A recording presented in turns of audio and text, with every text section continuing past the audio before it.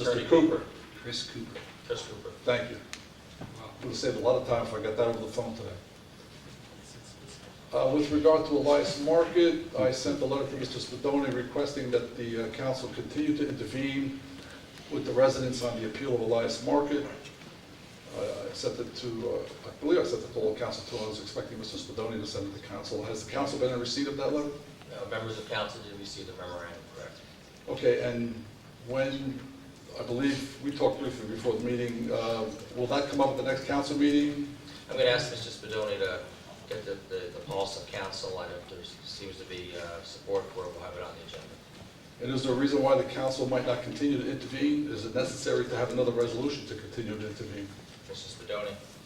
I think we would need another resolution from Mr. Spadoni. I shared your correspondence with council, and I've had some discussions with council members as to the involvement that I had previously. And it was my understanding, and I understand that I shared this with you and you dispute this, that my involvement was as a result of the residents, quote, not being heard at the zoning hearing board, receiving short shrift, and not having the ability to present witnesses. As you know, I attended those hearings, presented evidence, subpoenaed witnesses, and participated in that. And as I indicated to you, I think I fulfilled my marching orders from council. I then received your memorandum or correspondence and have shared that with council. I have not received a directional order in that regard, and following the president's advice, I will receive the pulse of council as to where they're at on this. I granted you 2 minutes of my time. I talked too much, I'm sorry. That's okay. It was very eloquent. I do totally disagree with you about your rationale for not intervening any further. I'm not going to take up council's time tonight with the points. I'd like to give council an opportunity to read my correspondence, and then at when the council does take it up at the next meeting, I will go point by point. Okay, so thank you very much for your time. Thank you. Thank you. Any other comments? Gentleman in the back.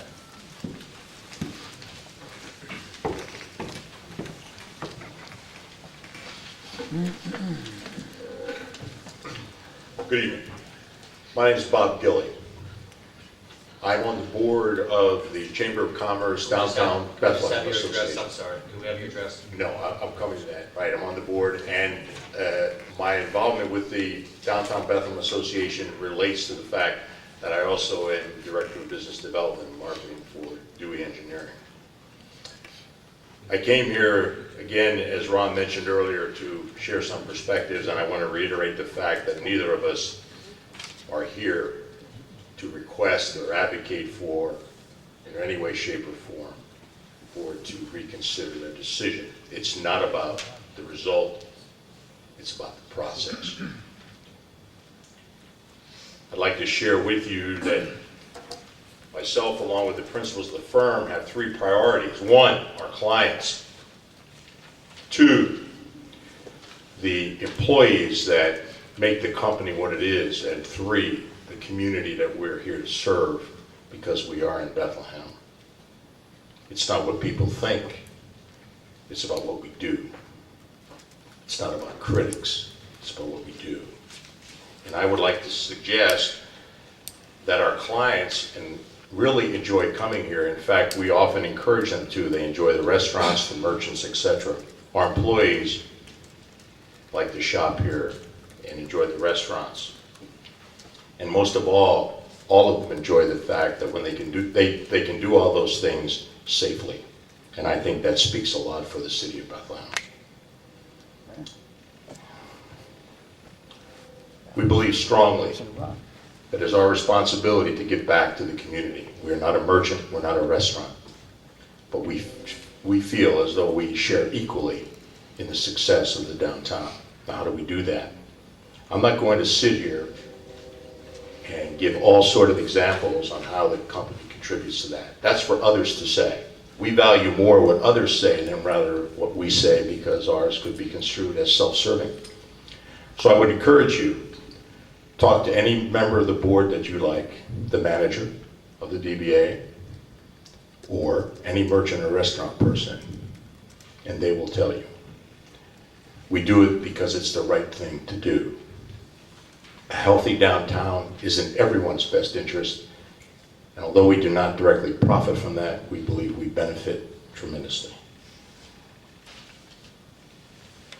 As a board member, I'm very proud. I've been renominated a number of times to the board, and I'm very proud to serve. Although I work in Bethlehem, my roots go back much earlier when I was a young guy, and I worked in the Bethlehem Steel and the Open Hearts in 2 and 4, and came to appreciate the work ethic and the commitment that people had. And I learned as a young guy you could actually leave the Bethlehem Steel in the middle of July when it was 96, and it actually felt like air conditioning when I walked outside. I always admired from afar the way Bethlehem has conducted themselves, be that administration, be that as a council. I think many people could learn from the class way in which they conduct themselves. But process is important, very important. And fairness is important, and opportunity is important. Because unspoken perceptions become reality. I would like to close with a comment as a DBA board member that when certain things were printed, board members came up to me and were appalled, and I think when it was announced at the meeting, the air went out of the room.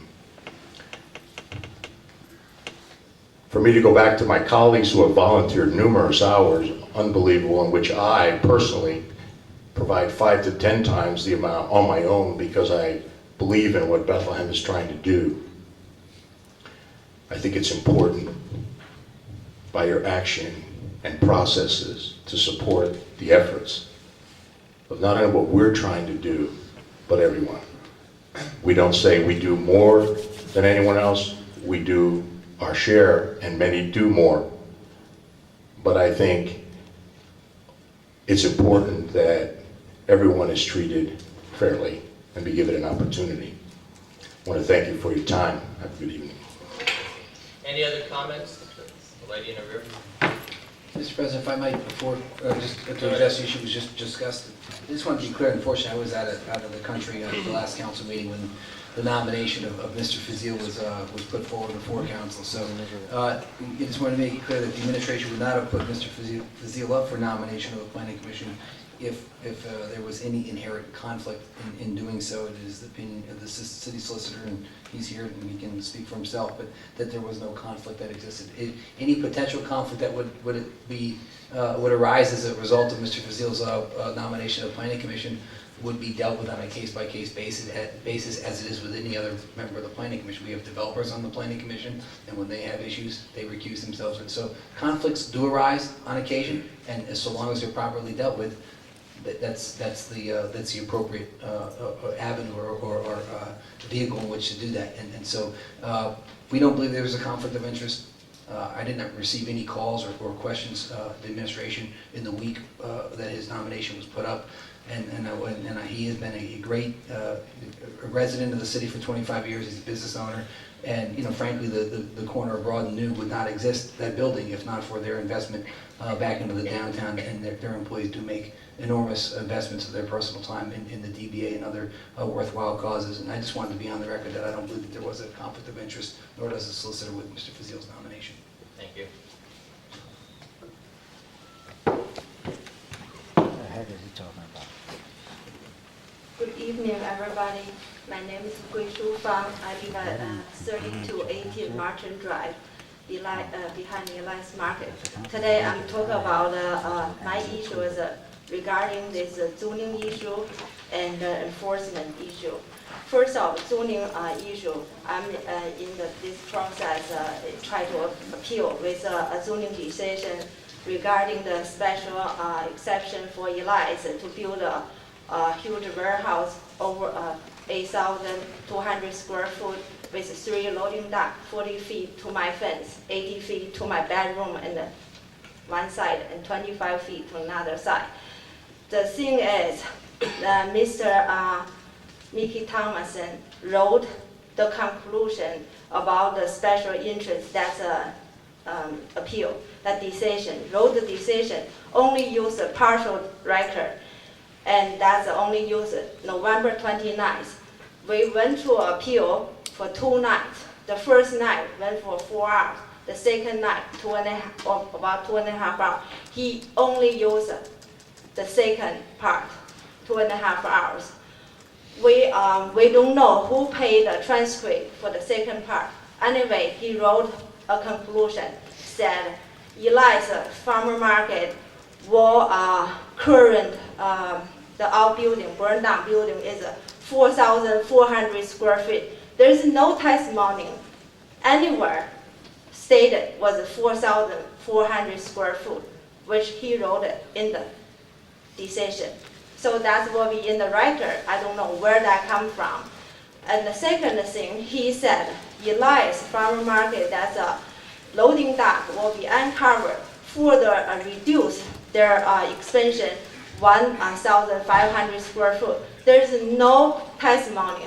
So I wonder who paid the second day, the second part of a transcript, but he only used November 29th. As I know, there is no testimony approved. So on his conclusion, the report, is there are a lot of false information, misleading information. So we try to get the record. We couldn't get a record. We have to, we talk to the, whoever do the report, court reporter. They try to, take a time, don't give it to us. So far, we couldn't get that, first part of a testimony. And then they want to charge us $4 per page. And I don't know, when Mr. Mickey Thomason wrote a report, he's supposed to have a two days testimony. And look at the testimony, look at the evidence, write a report. Why he wrote a report, only use partial testimony and a lot of wrong information. So I feel I'm standing here as a citizen. The government, whoever the administration is doing, we give them the power. We trust them to do their job. They should do the job in the fair way. But I don't feel they stand in the middle, represent the truth. There's a lot of, if they misunderstand the truth, we told them, please refer that look at the testimony. They refuse to get it. They say, you get it. So it costs us so much money to do this. I think, I wish people can look at an ordinary citizen, reinforce the zoning law. Why Eli's market can get away from everything.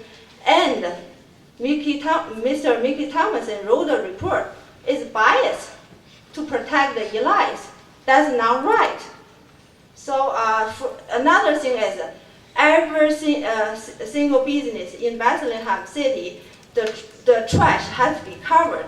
But zoning allow Eli's farmer market's trash fly all over the place past 5 years. They don't enforce the law. Their operation, day and night, whatever they want to do, that's not right. I wish you can intervene to help us. That's why I'm here. Thank you. Thank you. Any other comments? Mr. Shire?